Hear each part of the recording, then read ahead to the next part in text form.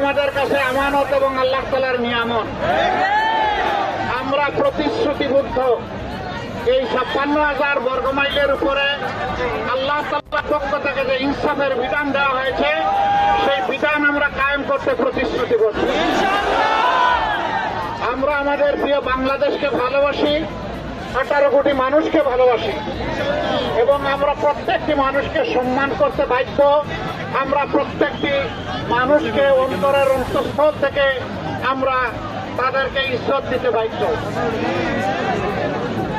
আমাদের এই দেশ একে একে 54 বছর স্বাধীনতার অতিক্রম করেছে। দেশে পালাক্রমে অনেক শাসন এসেছেন, বিদায় নিয়েছেন। যারা জাতির জন্য যতটুকু ইতিবাচক অবদান রেখেছেন আমরা তার জন্য তাদেরকে ততটুকু ধন্যবাদ জানাই। যেটা পারেন নাই, কেউ ব্যর্থ হয়েছেন, এই দায় তাদের। আমরা আগামীর বাংলাদেশ নিয়ে আগাতে চাই। অতীত নিয়ে আমরা পড়ে থাকতে চাই না, অতীত নিয়ে আমরা কামড়া কামড়িও করতে চাই না। এদেশের প্রত্যেকটি নাগরিক অন্তরে ধারণ করে আমরা সামনের দিকে এগিয়ে যেতে চাই।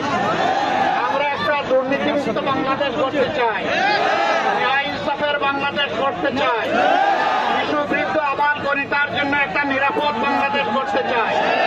আমাদের যুবকদের হাতে আমরা কাজ তুলে দিতে চাই। আমাদের মায়েদের ইজ্জত, সম্মান এবং নিরাপত্তা ঘরে চলাচলে, কর্মস্থলে সর্বত্র আমরা নিশ্চিত করতে চাই।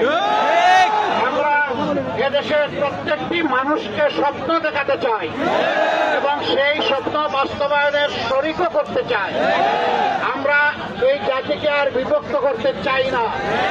আমরা চাই আমরা সবাই মিলেমিশে হাতগুলো একত্রিত করে সামনের দিকে এগিয়ে যাব। প্রতিহিংসার কবর রচনা করব, দোষারোপের রাজনীতির থেকে দেশকে বের করে নিয়ে আসবো, ধোঁকা এবং মিথ্যাবাদী রাজনীতি থেকে দেশকে বের করে নিয়ে আসবো। দেশবাদী কায়দায় কেউ আর দেশ চালানোর চিন্তা করবে না, সেই পরিবেশ নিশ্চিত করব। সম্মানিত গোপালগঞ্জবাসী, আমরা আপনাদের দোয়া চাই, ভালোবাসা চাই। এটা কোনো নির্বাচনী মিটিংও নয়।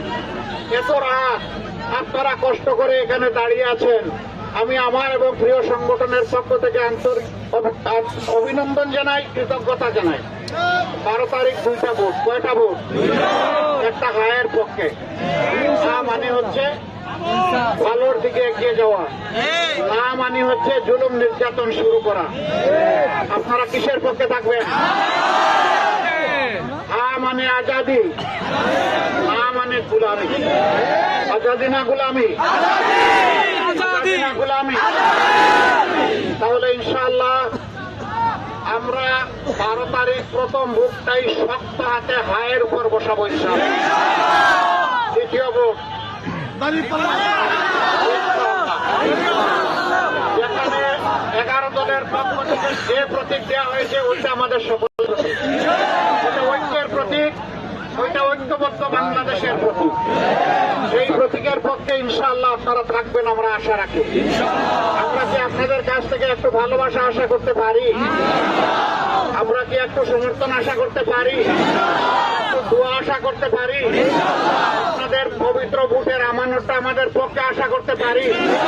তাহলে আমরা কথা দিচ্ছি, আপনারা যদি আমাদের উপরে আস্থা রাখেন ইনশাআল্লাহ আমরা আস্থার প্রতিদান দেওয়ার চেষ্টা করব। আমরা আমাদের কথা রাখবো, তার প্রমাণ আছে। 5 তারিখের আগ পর্যন্ত বাংলাদেশের সবচেয়ে দুঃখ কষ্ট পাওয়া দলটির নাম বাংলাদেশ জামাত ইসলামী। 5 তারিখ রাত্রেই আমরা ঘোষণা করেছি, অতীতে আমাদের সাথে যে যে আচরণ করেছেন আমরা তাদেরকে দলের পক্ষ থেকে ক্ষমা করে দিলাম। আমরা ঘোষণা করেছি আমরা কোনো প্রতিশোধের রাজনীতিতে নামবো না। আমরা ঘোষণা দিয়েছি আমরা চাঁদাবাজি করব না। আমরা ঘোষণা দিয়েছি আমরা মামলা বাণিজ্য করব না। আমরা জাতির সাথে দেওয়া আমাদের কথা রেখেছি। আমরা আমাদের সহকর্মীদেরকে অনুরোধ করেছিলাম, আসুন, পুলিশ নেই, আনসার নেই, বিজিবি নেই, র্যাব নেই। 8 তারিখ থেকে 5 তারিখ থেকে শুরু করে সব কিছু উদা হয়ে গিয়েছিল।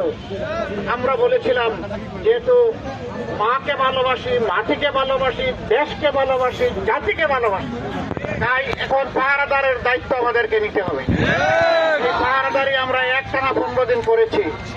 সকল ধর্মের সকল শ্রেণীর মানুষের সাথে বসেছি, দফায় দফায় কথা বলেছি, আশ্বস্ত করেছি, সাহস জুগিয়েছি, বলেছি এই দেশে আমরা সকল সমান নাগরিক, আমাদের অধিকার সমান, একসাথে নিরাপত্তায় দুরন্ত গতিতে অফুরন্ত সাহসে আমরা